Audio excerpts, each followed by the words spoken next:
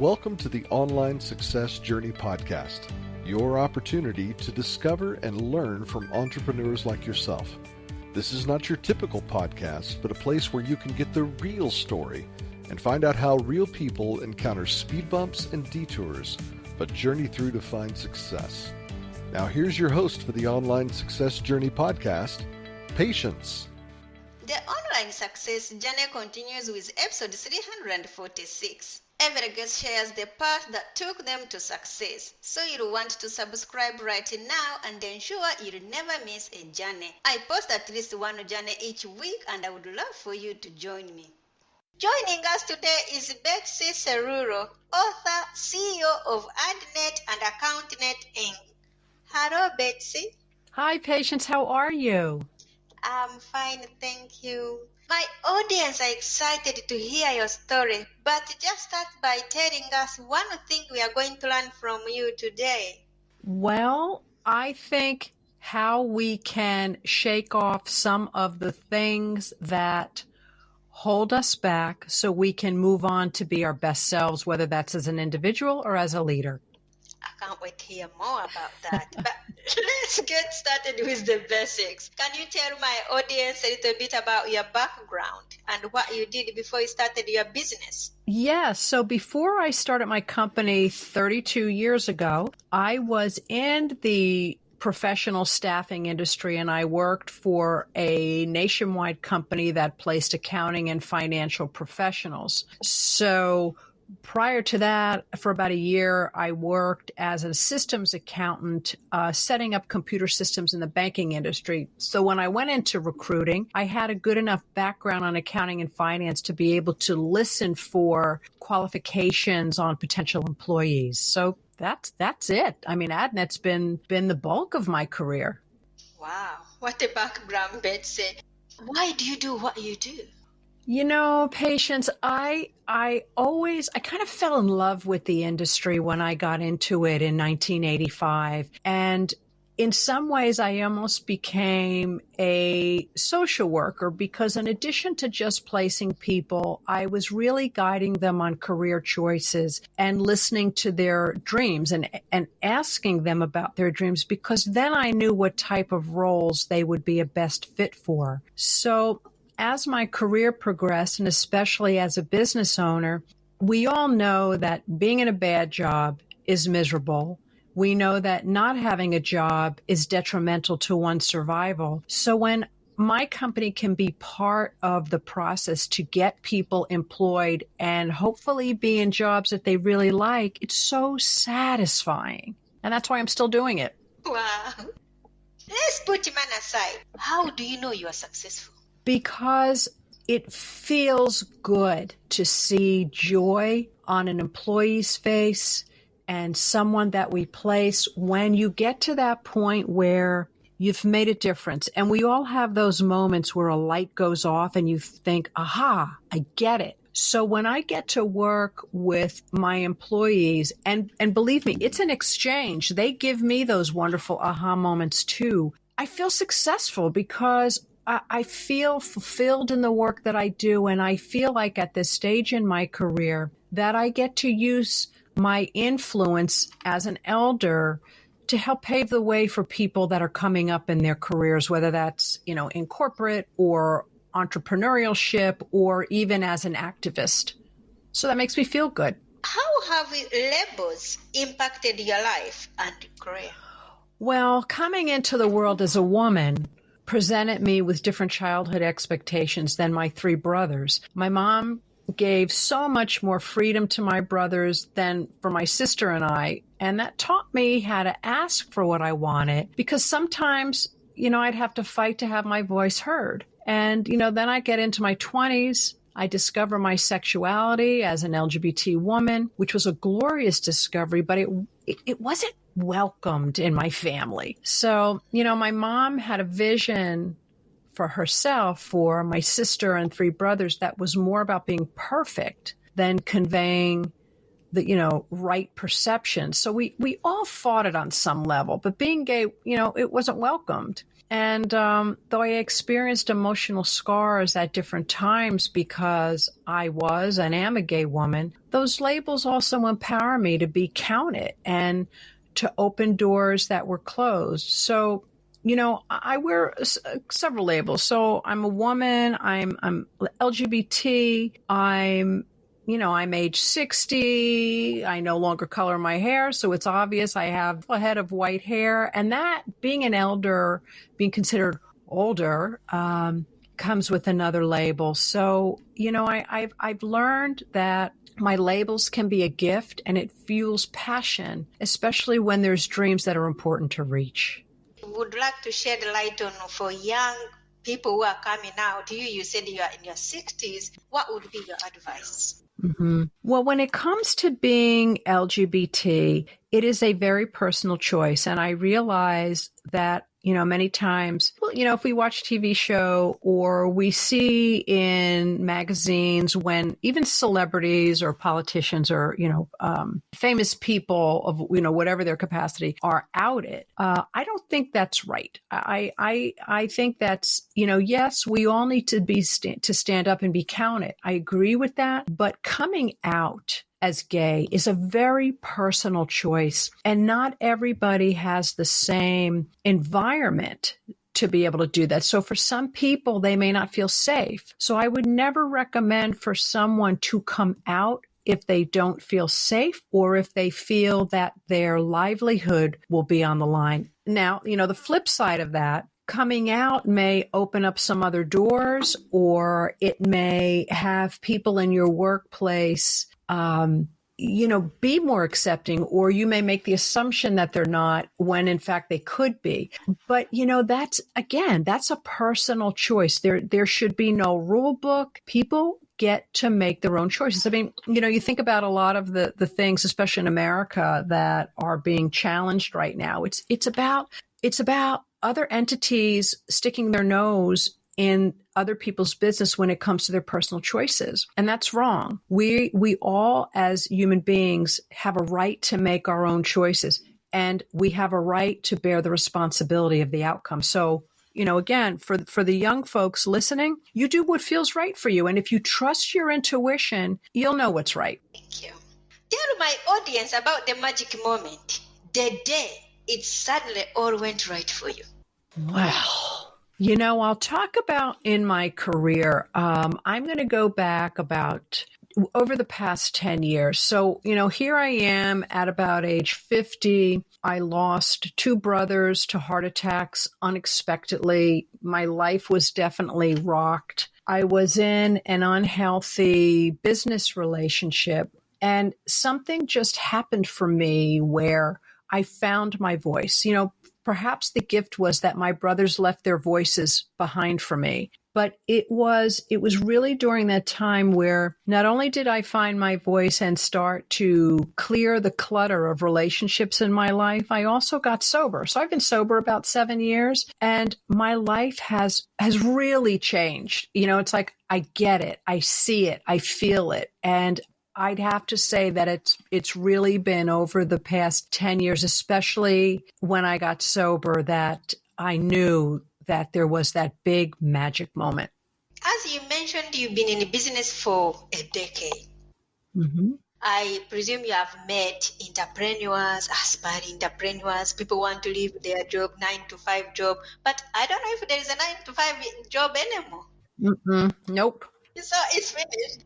But can anyone be an entrepreneur, or are some people more cut out for it than others? I think so. And it's okay, because we need good people to work in small businesses. We need great people, good people, great people, amazing people all the way around that work in corporate, in the government. And we need people that are amazing entrepreneurs. So it's not for everybody. I happen to come from a background on both sides of ancestry that were small business owners. So it's obviously in my DNA. And believe me, there were times, Patience, I wanted to throw in the towel, but I learned from each rough spot. So if you have a yearning to be an entrepreneur and you have a job, you may want to experience it a little bit on the side, maybe part-time. I think something that's a fun process is create a business plan. And when you put that business plan, whether you put it on paper, whether you do it on the computer, once you see those dreams start to evolve, your excitement will start to move you into directions to make that happen. And of course, if that's a direction you want to go, you have to make sure you have the money. I mean, some people, the money's not the issue, but some people, you really have to have a plan on where the resource is coming to. So, I'm a big fan of entrepreneurship. It is one of the, it is the part of, I think, most every economy around the world that drives the success of the economy. Yeah, there's a lot of big corporations, but there's so many more small businesses. And I believe if you look at the statistics, we put more into the economy as small business owners. So, hey, I'm all for it if you have a dream. Tell us, how have you noticed that women are held to a different standards than men? I have noticed it my entire life, going back to my family life. But in business, it seems, and I'm sure whatever part of the world you live in, men are still the top level, and women are next. But if you put in there people of color, then we continue to go down the list. Whether you're LGBT, whatever the color of your skin is, we seem to be held to a different standard where we have to work harder. So if you look at some of the things we read about, and I'll talk about politics, especially in the United States. So many times there are stories about politicians who embezzle money, who constantly are caught in scandals of infidelity. And for some reason, or there's some kind of violence, but, for some reason, we tend to cut men a break a little bit more. Now, I'm happy to say in America, the Me Too movement has exposed the sexual harassment, and men don't have a chance where that's concerned. But if a woman has had an affair, if a woman has been caught embezzling money, and I'm not saying billions and billions, but, if there's some kind of tarnishment around money, women are blackballed much faster than men. And it's not right. We have to be perfect. And oftentimes, and if I just take it to just daily work practices, we tend to not have as loud of a voice as a man because it's acceptable that men are assertive. If a woman has a loud voice or talks up her accomplishments, she's aggressive, or she's labeled that lovely B word that we all know. And that's not right. So, I think women, we just have to constantly support each other to be out in front, because if the more of us are out in front winning, the more that our gender will rise to the top. How can women be on the table in the 21st century and stop worrying about blending in?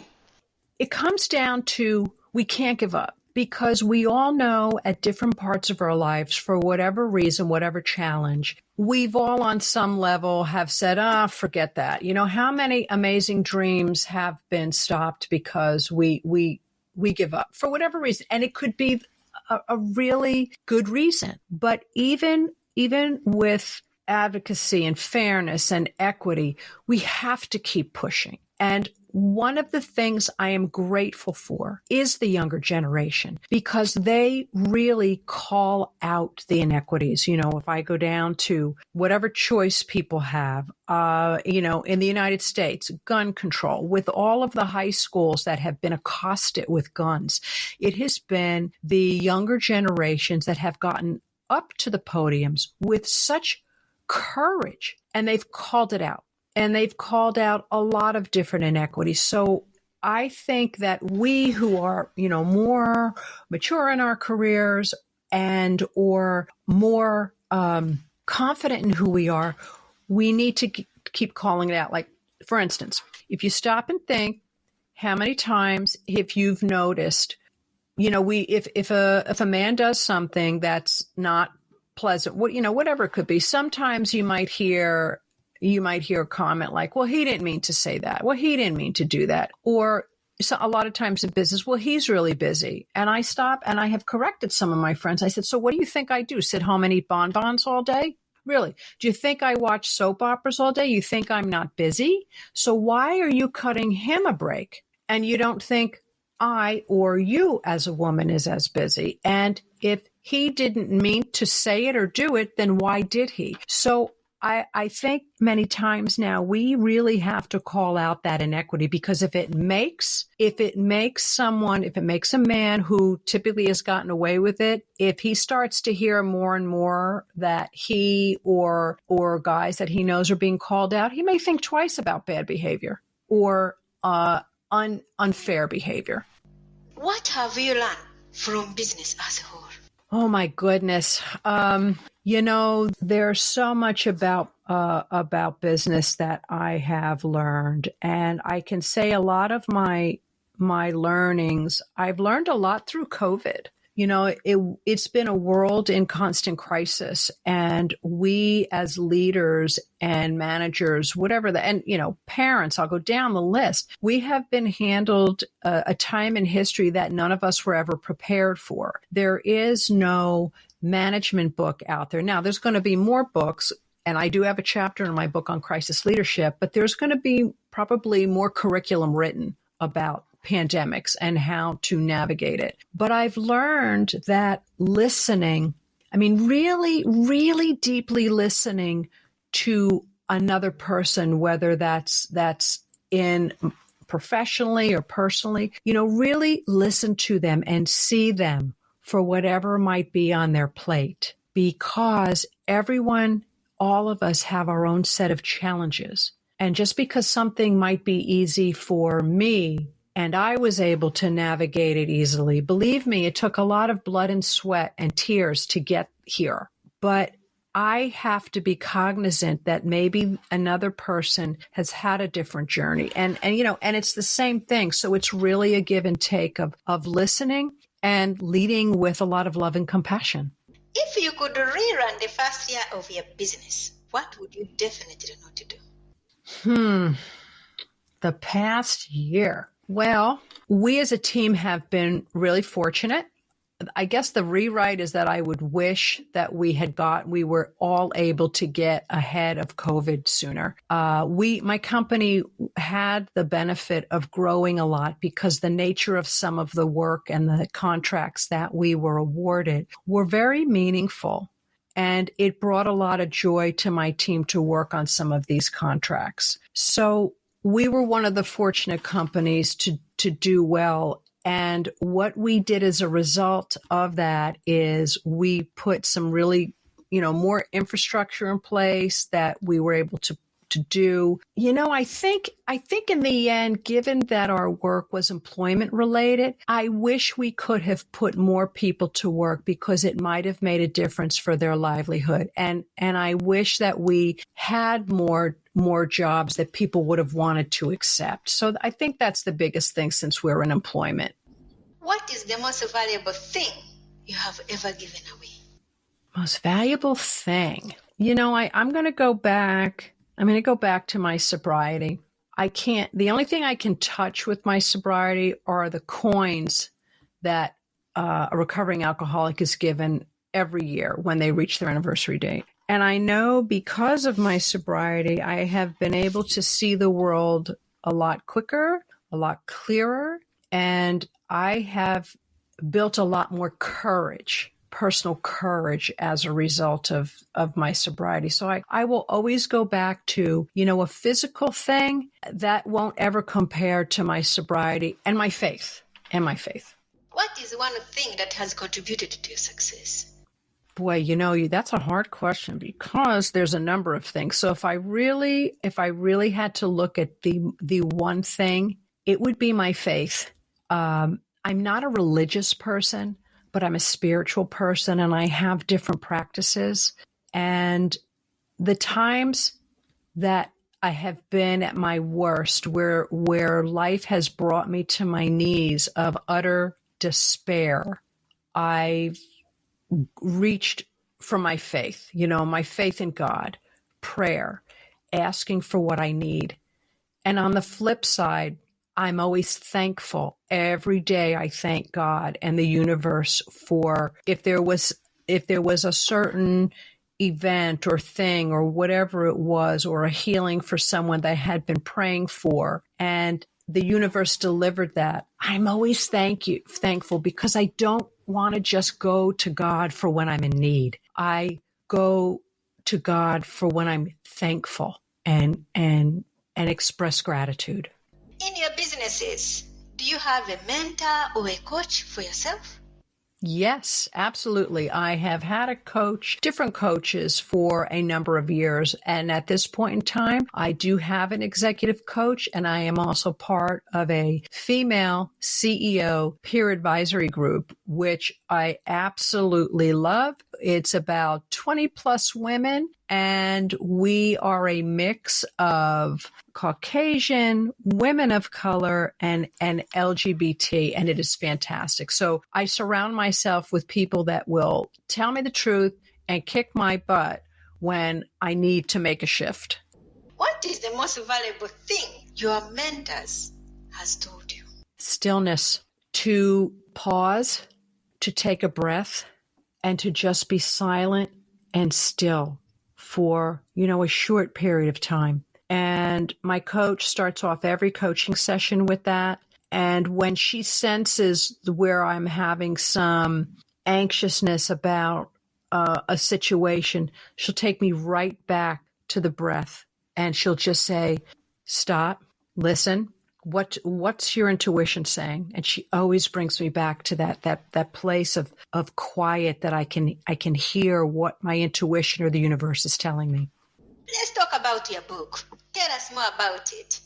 Well, I tell you, it was a time coming. It took me probably about 5 years to complete it. And I got to a point in life where it was time for me to share the evolution of my personal and professional life as a gay woman and how that influenced my leadership style. So Shake It Off is really a series of chapters that talks about different events that have come up for me and come up also for other business owners, mostly people that are in diverse groups and, people that are wanting to change culture. So I'm really honest and vulnerable in the book about even how my own culture was toxic and what it took to really make it a shift to a healthy culture. So, this was an opportunity for me to use my words as a way to influence the up and coming leaders to make good change.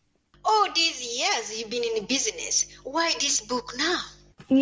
Patience, I love to read. And so many times over the years when I would go to the bookstore or, I would look on Amazon, as we all typically do, so many leadership books written by men. And now more women are writing leaderships. But, if you look on the bestseller list in the New York Times or the Wall Street Journal or whatever periodical that you may have in your country, for the most part, you see most of the books are written by men. And while I would love to see my book on a bestseller list, though it is a bestseller on Amazon, but one of the premium lists, it's time for women to tell our stories, because I think if more women pick up the books, and if more people who are in diverse groups pick up our books, there's some good information to help us get to be at the top of our game and to overcome the obstacles. So, the time was right. I mean, in America, especially politically, we've had some craziness over the past bunch of years. Women have stood up for themselves more. We have Black Lives Matter, which I'm so grateful for that movement. It's just time to tell the stories and to tell the truth. Now people are really arguing that women are being pushed up and the girl is being also raised up now, but they are worried that boys and the men are going to be left behind. Is that true in business? I don't believe so. I mean, I have definitely heard that feedback come from Caucasian males that are they going to be left out of opportunities? And my response to them is there's plenty of opportunities for everyone. And if you feel slighted, imagine how women have felt for thousands and thousands of years. So you really need to buck up and get over it and be a little bit more sensitive about what women have been used to. And if you don't like it, do something to change it. I don't have a lot of patience or tolerance when I hear guys complain. It's like, look, get over it. This is our time to shine. Right. Thank you. And where can we find your book? A couple places. So you can find it on Amazon, Barnes & Noble.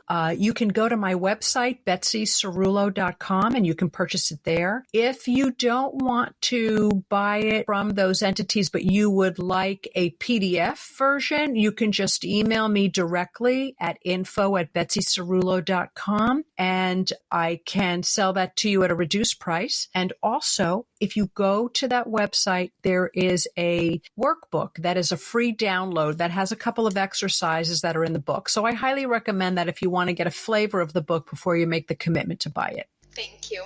There will be more from Betsy in a moment. If you are listening to this on a podcasting platform and you are encouraged by Betsy's journey, please go to our website at onlinesuccessjourney.com. In addition to the amazing free content, you can work direct with me. Check out my course, Success: How to Set Goals and Double Your Productivity, a course for achieving success in work and life, when you visit onlinesuccessjourney.com. The site has a ton of audio clips from hundreds of successful entrepreneur guests' journeys, all there to help you find the path to your own online success journey. Check it out. That's onlinesuccessjourney.com.